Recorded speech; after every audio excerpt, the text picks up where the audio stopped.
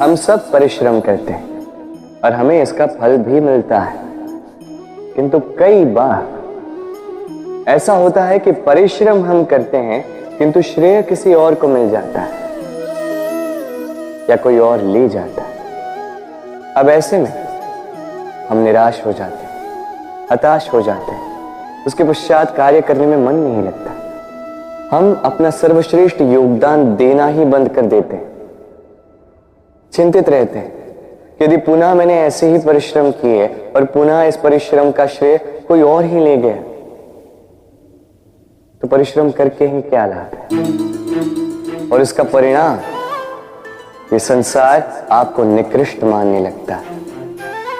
अब आप पूछेंगे कि ऐसे में करें तो करें क्या।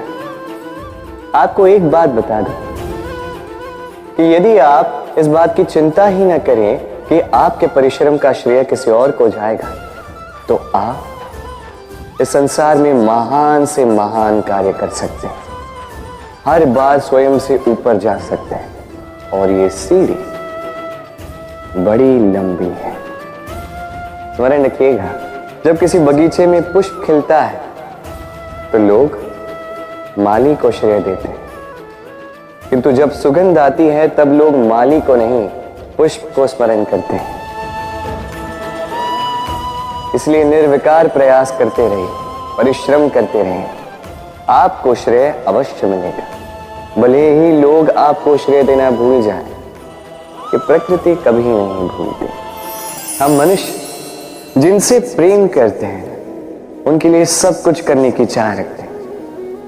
अब जैसे माता पिता को देख लीजिए, अपने संतान के लिए क्या कुछ नहीं करते, जन्म से प्रयास करते हैं कि उन्हें वो सब दे सके जिसकी उसे आवश्यकता है, उसका स्वास्थ्य ठीक रहे, इसलिए उसकी देखभाल रखते हैं, उसकी चिंता करते हैं, आजीवन प्रयास करते हैं, धन अर्जित करते हैं ताकि संतान को एक घर दे सके, ताकि संतान आनंदित रह सके।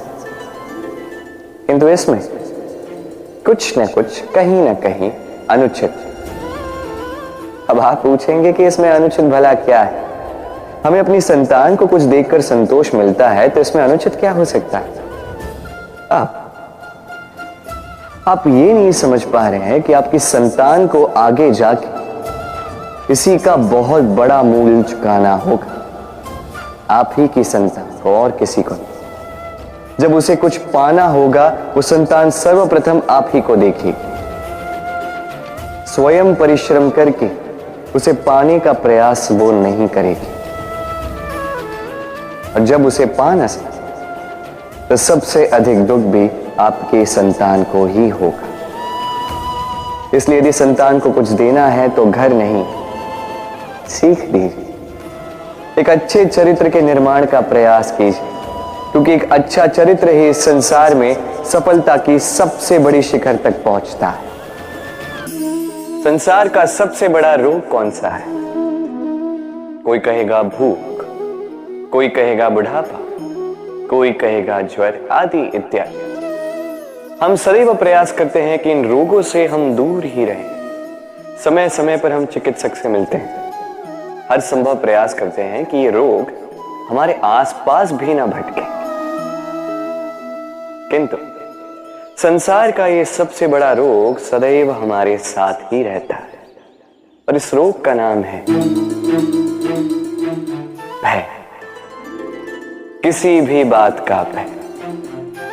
लोग क्या सोचेंगे इस बात का भय। यदि मैंने ये किया तो क्या होगा इस बात का भय। यदि मैंने ये नहीं किया तो क्या होगा इस बात का भय आदि इत्यादि। देखा जाए तो प्रत्येक व्यक्ति के मन में एक भय है जो उसे पीड़ा देता है। अब ये भय करता क्या है? आपकी शक्ति को, आपके आत्मविश्वास को, आपके व्यक्तित्व को मिटा देता है। स्मरण रखिएगा, यदि आप अपना भाग्य स्वयं बनाना चाहते हैं तो सर्वप्रथम भय मुक्त हो जाइए। आप स्वयं देखिए कैसी विचित्र सी बात है, जो अब तक हुआ नहीं है उसको लेके हम इतना भयभीत होते हैं कि वर्तमान में स्वयं को पीड़ा देते हैं। इसीलिए जो अब तक हुआ नहीं है उसकी चिंता मत कीजिए। हाँ, जो हो चुका उसकी समीक्षा अवश्य करें, उससे सीखें अवश्य और जीवन में आगे बढ़ें। जीवन में हम सभी, मेरा अर्थ है हम सभी, केवल ऊपर उठना चाहते हैं। ऐसा कोई नहीं है जो नीचे गिरना चाहे। किंतु आपको वास्तविक सत्य से अवगत कराऊं तो नीचे गिरना अति आवश्यक है। जब आप नीचे गिरते हैं, सर्वप्रथम आपको ज्ञात होता है कि जब आप ऊंचाई पर थे, वो स्थान, वो समय, उसका महत्व क्या था। उससे भी बड़ी सीख, जब आप नीचे गिरते हैं तभी आपको ज्ञात होता है कि आपके अपने कौन हैं, आपके पराये कौन हैं, आपके हितैषी कौन हैं और वो कौन है जो आपसे ईर्ष्या करते हैं, आपसे घृणा करते हैं। देखिए, जब आप गिरते हैं उस समय जिन्होंने आपके लिए हाथ बढ़ाया आपको उठाने के लिए, वो आपके अपने हैं। और जब आप गिरते हैं, ध्यान से देखिए, शांति से, जो आपको देकर हंसे वो आपके पराये।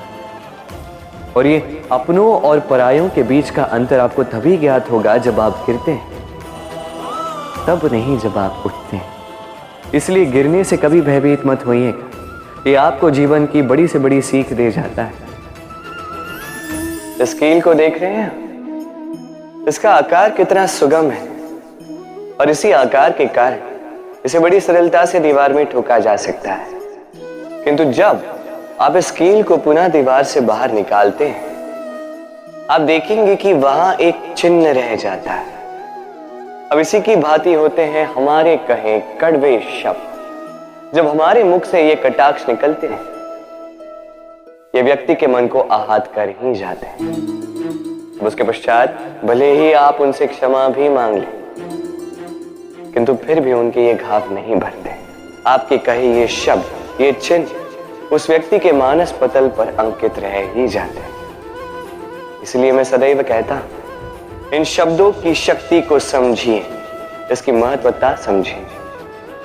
ये शब्द ब्रह्म है, क्योंकि जहां ये शब्द आपको विजयी कर सकते हैं, वहीं ये शब्द आपके व्याकुलता के कारण, आपके वाचलता के कारण, आपकी उत्सुकता के कारण आप पर विपरीत प्रहार भी कर सकते हैं, भले ही आपकी मंशा अनुचित ना हो। राधे राधे।